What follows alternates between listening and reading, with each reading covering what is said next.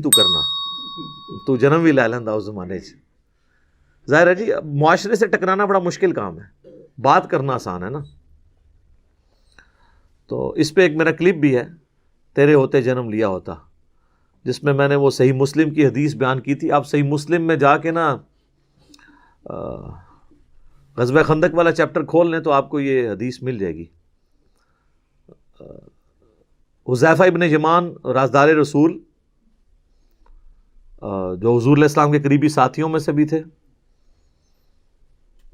ان کے سامنے چند تابعین نے کہا کہ حضرت کتنے آپ خوش نصیب ہیں, حضور کا آپ نے دور پایا ہے, کاش ہم بھی اس زمانے میں ہوتے تو جس طرح آپ نے حضور کے ساتھ جنگیں کیں, آپ کے ساتھ مل کے آپ نے دین کا کام کیا, ہم بھی کرتے. تو حضرت حذیفہ نے کہا یہ اتنا آسان کام نہیں ہے, اس طرح کے دعوے نہ کرو, آج یہ بات کرنا آسان ہے نا. تو نبی صلی اللہ علیہ وآلہ وسلم کے مبارک زمانے میں انہوں نے کہا میں تمہیں ایک واقعہ صرف سناتا ہوں کہ غزوہ خندق کے موقع پہ سخت سردیوں کی رات تھی, تو حضور علیہ السلام نے ندا دی اصحاب میں کہ کون ہے جو جا کے کافروں کی جاسوسی کرے سخت رات کے اندر اور جنت میں اللہ کے نبی کا پڑوس حاصل کر لے. اللہ اکبر, ہاں سبحان اللہ. اوتے کو نکلوتا. دوسری دفعہ آپ نے اناؤنسمنٹ کی, کوئی نہیں کھڑا ہوا. تیسری دفعہ اناؤنسمنٹ کی, کوئی نہیں کھڑا ہوا. سب یہی کہتے خود ہی حضور کسی کی ڈیوٹی لگا دیں, اتنی سخت سردیاں, اور پھر کافروں کے تیروں کا اندیشہ بھی تھا. حتیٰ کہ بخاری مسلم میں آتا ہے کہ آپ علیہ السلام کی نماز عصر اور مغرب قضا ہو گئی تھی اسی میں, عشاء کے وقت میں جا کے آپ نے نمازیں پڑھی, کیونکہ وہ سامنے سے تیر آتے تھے. تو ظاہر ہے جو رات کو اگر یہاں سے کوئی جاسوسی کے لیے جاتا تو وہاں بھی تو ان کے ایجنٹ کھڑے ہوئے تھے.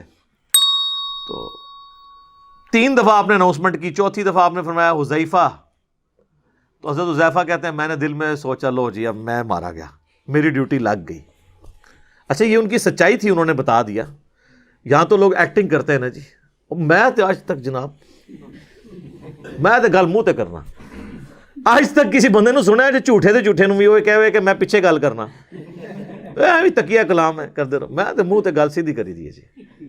اچھا تو حضرت حذیفہ کہتے ہیں کہ حضور نے جب بلایا تو مجھے کہا جاؤ. ان کا میں تو پھر اب انکار تو نہیں کر سکتا تھا, تو حکم آ گیا. پہلے تو ایک آپشن بھی تھا بچنے کا. کہتے میں اپنی جگہ سے اٹھا اور میں دل میں سوچ رہا تھا کتنی ٹھنڈ بار, اور اس حالت میں میں جاؤں گا. کہتے ہیں اللہ کی قسم جب میں اپنی جگہ سے اٹھا مجھے یوں لگا مجھے کسی نے نا کوئی کمبل اڑا دیا ہے نہ نظر آنے والا, اور میں ایک گرم حمام میں داخل ہو گیا ہوں. یہ معجزہ ظاہر ہوا. اور کہتے ہیں میں سخت سردیوں کی رات میں اسی طریقے سے باہر چلا گیا, جا کے میں نے جاسوسی کی. اور کہتے ہیں کہ ایک لمحہ آیا کہ ابو سفیان میرے ایک تیر کے نشانے پہ تھا, تو میں نے کوشش کی کہ میں اس کو ادھر ہی مار دوں, لیکن مجھے حضور کی بات یاد آئی, آپ نے بھیجتے وقت کہا تھا کہ دیکھنا کسی پہ تیر نہیں چلانا, کوئی نواں ماز نہ کھول کے آ جائے, ایک کام نہ کریں. تو کہتے ہیں پھر میں رک گیا, ابھی حضور نے منع کیا. ظاہر ہے پھر رات کو جنگ چھڑ جاتی, پھر ایک نیا. ظاہر ہے یہ دیکھیں ڈسپلن تو نہیں لوز کرنا نا, جو لیڈر ہے اس کے اس مشورے کو لے کے چلنا ہوتا ہے جس طرح وہ کہتا ہے. کہتے ہیں میں خیر واپس آیا. کہتے ہیں جیسے میں حضور کی مجلس میں داخل ہوا تو یہ تھرو آؤٹ ایک نہ نظر آنے والا ایک گرمائش والا کمبل جو نظر نہیں آ رہا تھا, جس سے مجھے ٹھنڈ نہیں لگ رہی تھی. جیسے میں اپنا وہ کام پورا کر کے حضور کو آ کے پوری مخبری کی کہ یہ اس وقت وہ تیر کمان رات کو بیٹھ کے تیز کر رہے ہیں, اتنے لوگ ہیں, اتنے یہ ہیں. آگے حضور صلی اللہ علیہ وسلم کو خبر دی, تو جیسے ہی میں فارغ ہوا تو مجھے پھر ٹھنڈ لگنا شروع ہو گئی. تو حضور علیہ السلام نے اپنی مبارک چادر مجھے اڑا دی. تو یہ وہ پوری حدیث ہے تیرے ہوتے جنم لیا ہوتا. تو یہ کہنا آسان ہے میرے بھائی, بڑا مشکل ہے. یہ غزوہ احد میں بھی یہ وہی لوگ تھے جنہوں نے حضور کے ہوتے ہوئے جنم لیا تھا, لیکن دیکھ لیں 700 میں سے صرف 80 بندے حضور کے ساتھ رہ گئے تھے. اور جب بھگدڑ مچی اس وقت تو 80 بھی نہیں تھے, 12 تھے. خیر بعد میں پھر ہمت دکھائی, صحیح بخاری میں آتا ہے, قرآن میں بھی آگے چل کے اس کا اشارتاً ذکر آئے گا. ابو سفیان نے کہا کہ بھی آج ہم نے بدر کا بدلہ لے لیا ہے, ہم تو جاتے ہیں واپس. خالد بن ولید نے کہا نہیں ان کا کام ختم کر کے جاؤ. اس نے کہا نہیں ضرورت کوئی نہیں ہے, اللہ نے روب ڈال دیا نا. پھر حضور علیہ السلام نے 80 کے قریب اصحاب, جن میں حضرت ابو بکر, عمر, عثمان و علی اور صحابہ بھی موجود تھے، ان کا لشکر کافروں کے پیچھے روانہ کیا۔ یہ بھی خطرہ تھا کہ یہ یہاں سے چلے جائیں پھر آدھے راستے سے واپس آ جائیں، پھر اٹیک کر دیں۔ پیچھے بھیجنے کا تھا کہ ان پہ ڈیٹرنس بھی رہے، اور وہی ڈیٹرنس رہی، اور نبی علیہ السلام کی اس آواز کے اوپر لبیک کہا انہوں نے۔ اور حضرت عبداللہ ابن زبیر جو تھے نا، ان کی خالہ رکھتی تھی نا سیدہ عائشہ، تو حضرت عائشہ حضرت عبداللہ ابن زبیر کی ہمت بندھانے کے لیے کہا کرتی تھیں کہ تمہارے دونوں باپ جو تھے نا حضور کی اس آواز کے اوپر لبیک کہنے والے تھے۔ دونوں باپ کون؟ پھر انہوں نے نام بھی بتایا کہ حضرت زبیر اور حضرت ابو بکر، کیونکہ عبداللہ ابن زبیر کے جو والد تھے وہ زبیر تھے، اور نانا جو تھے وہ ابو بکر تھے۔ حضرت عائشہ کی بڑی بہن اسما بنت ابی بکر کے بیٹے تھے نا عبداللہ ابن زبیر۔ تو یعنی کامل الایمان مومن بھی تھے اپنی جگہ۔ بہرحال حضور علیہ السلام کو اس میں جو ہے وہ بعد میں آگے چل کے آیات بھی آ جائیں گی کہ آپ نے اب بھی ان کے ساتھ صرف نظر کرنا ہے، آپ نے ان کے ساتھ سخت رویہ نہیں رکھنا، اللہ نے ان کو معاف کیا ہے، اور یہ آپ کی نرمی ہے کہ یہ آپ کے گر جمع ہے، ٹھیک ہے۔ وہ آیات بھی آگے چل کے آ جائیں گی۔ تو یہ میں نے ساری تمہید اس لیے باندھی تاکہ آپ کو یہ بات سمجھ آ جائے۔ اذ تصعدون ولا تلوون على احد والرسول يدعوكم في اخراكم، جب تم دور بھاگے جا رہے تھے اور مڑ کر بھی کسی کی طرف نہیں دیکھتے تھے، جبکہ رسول اللہ تمہیں اپنی طرف بلا رہے تھے پیچھے سے۔ فَأَثَابَكُمْ غَمًّا بِغَمٍّ لِكَيْ لَا تَحْزَنُوا عَلَى مَا فَاتَكُمْ وَلَا مَا أَصَابَكُمْ، پس اللہ نے تمہیں غم پر غم پہنچایا تاکہ تم غمگین نہ ہو اس بات پر جو تم سے جاتی رہی، اور نہ اس مصیبت پر جو تمہیں پہنچی۔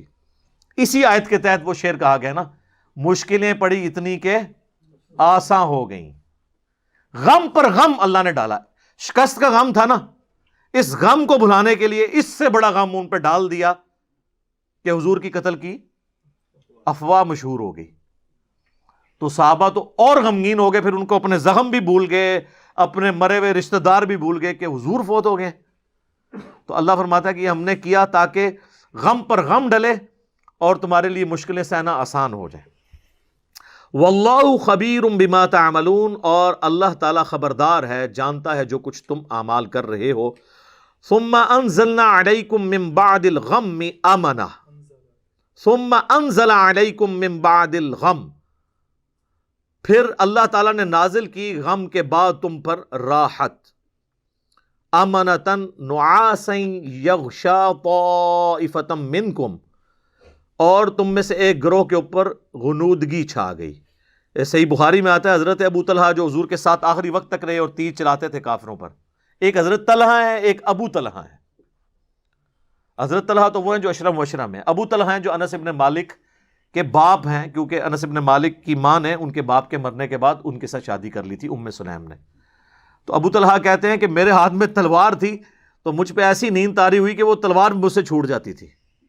میدان جنگ میں جب موت سامنے نظر آ رہی ہو اور نیند کا غلبہ ہو، تو یہ اسی لیے ہوتا ہے کہ اللہ تعالیٰ کی طرف سے اسپیشل پروٹیکشن تھی، ورنہ تو بے سکونی میں تو انسان کو نیند نہیں آتی ہے، اور نیند آنے سے انسان کا بعض اوقات جو زخم ہرا ہوتا ہے نا، وہ اس کی مرہم پٹی ہو جاتی ہے۔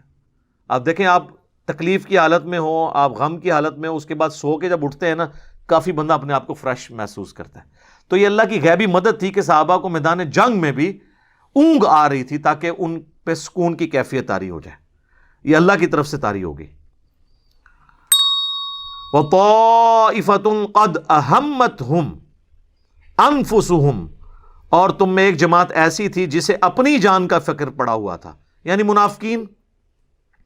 یظنون باللہ غیر الحق، وہ اللہ کے بارے میں بدگمانی کر رہے تھے۔ ظن الجاہلیہ، عہد جاہلیت کا جو گمان تھا وہ کر رہے تھے۔ اس میں اسپیسیفکلی تو وہ منافقین ہیں جو 300 کا لشکر لے کے عبداللہ ابن ابی الگ بھی ہو گیا تھا، اور بعض جو کمزور ایمان والے مسلمان تھے وہ بھی اس سسٹم کا حصہ بن گئے۔ یقولون هل لنا من الامر من شیء، وہ کہنے لگے کیا ہمارا بھی کوئی دخل ہے اس مسئلے میں، کو ہمارا بھی مشورہ مانا جائے گا؟ قل ان الامر کلہ للہ، اے نبی فرما دیجئے اختیار تو سارے کا سارا اللہ کے پاس ہے۔ یعنی وہ مشورہ ان کا یہی تھا منافقین کا، جو اس وقت تک تو مسلمان ہی سمجھے جا رہے تھے، کہ مدینہ شریف کے اندر رہتے ہوئے ہمیں جنگ کرنی چاہیے، باہر نکل کے نہیں کرنی چاہیے، چونکہ حضور علیہ السلام اکثریت کی رائے کا احترام کرتے تھے، تو اس لیے پھر آپ نے باہر نکل کے جنگ کی، جو میں نے پچھلی ویڈیوز کے اندر تعارف میں غزوہ احد کے بتایا تھا۔ تو وہ اس چیز کو جو کہ طے ہو چکی تھی رسول اللہ کی طرف سے، ایک لیڈر کی طرف سے، وہ پیغمبر بھی تھے، اس کو پھر دوبارہ سے موضوع بحث بنا رہے تھے۔ اور اللہ تعالیٰ فرماتا ہے یخفون فی انفسہم ما لا یبدون لک، چھپائے ہوئے تھے وہ اپنے دلوں میں جو تم پہ ظاہر نہیں کرتے تھے۔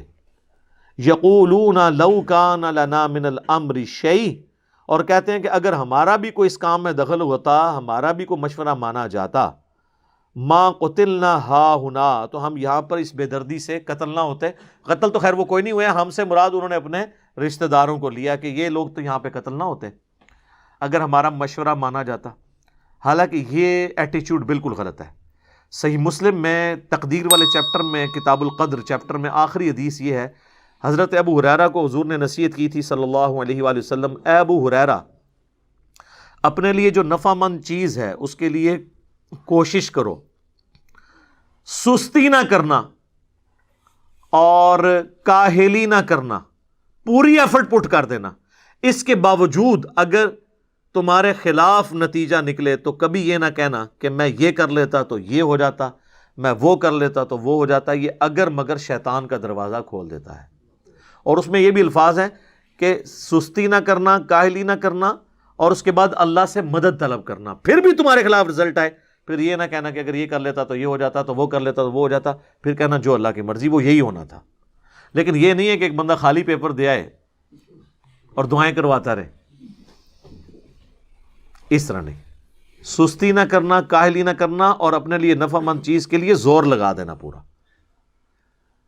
تو اسی طریقے سے جب ایک لیڈر نے ایک ڈیسیژن کیا، اس کے بعد اگر کوئی اس کے رزلٹ غلط نکلے ہیں تو اس پہ یہ نہیں کہنا چاہیے، جبکہ وہ لیڈر بھی رسول اللہ ہوں صلی اللہ علیہ وآلہ وسلم، جن کو اللہ کی طرف سے وحی کی تائید بھی حاصل ہو۔ حضور کو تو خیر پہلے بھی بتا دیا گیا تھا۔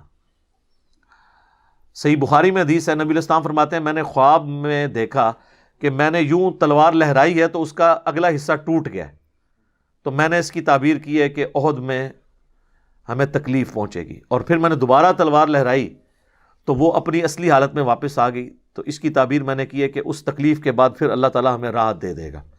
ظاہر ہے کہ پھر الٹیمیٹلی شکست جو ہے وہ فتح شکست میں بدلی، اور پھر شکست سے دوبارہ سے سروائیول تو کم از کم ہوگی، اگرچہ کئی انصاری اصحاب جو ہیں وہ شہید ہوئے، مدینے کا کوئی گھر نہیں بچا تھا جس میں میت نہ ہو۔ ایک غم کا عالم تو تھا۔ مہاجرین میں سے بھی حضرت حمزہ بن عبد المطلب، ان کا غم ہی رسول اللہ کے لیے بہت بڑا تھا۔ وہ آپ کے بھائیوں کی جگہ بھی تھے اور چچا بھی تھے، دودھ پیتے، رضاعت کا رشتہ بھی تھا ان سے، بھائی والا بھی، آرمی چیف بھی تھے، بدر میں بھی، احد کے اندر بھی، تو حضور کے لیے وہ بھی